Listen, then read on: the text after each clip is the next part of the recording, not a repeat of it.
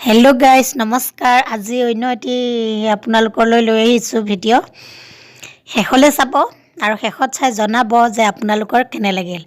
গৰম খবৰ এটা লৈ আহিছোঁ।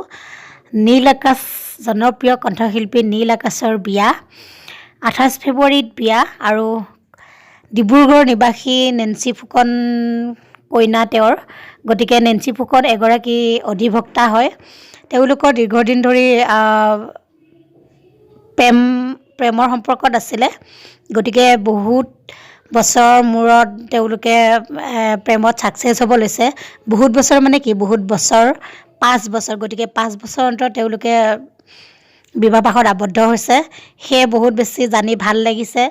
যি গানত আমি মুগ্ধ হৈ যাওঁ বিলীন হৈ যাওঁ। গতিকে ভাল লাগে। চেনি চেনি চেনি মাইটো গানটো ক'বই নালাগে। গতিকে তেওঁ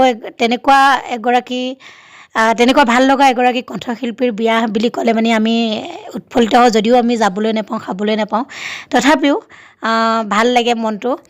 যি নহওক তেওঁলোকে ছাকচেছ হৈছে। তেওঁলোকৰ যুগ্ম জীৱনত শুভকামনা যাচিলোঁ। অলেখ শুভকামনা থাকিল আৰু সুখৰ হওক জীৱনটো যে আনন্দময় হওক আৰু বিয়াৰ পিছত যাতে একেলগে তেওঁলোকক দেখা পাওঁ আৰু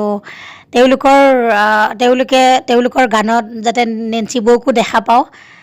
সেইটো মোৰ ৰিকুৱেষ্ট থাকিল নীল আকাশদালৈ। চ' ইমানেই আছিল। আপোনালোকলৈ এইখিনিয়ে গৰম খবৰ লৈ আহিছিলোঁ। চাগে আপোনালোকে ভাল লাগিলে জানি।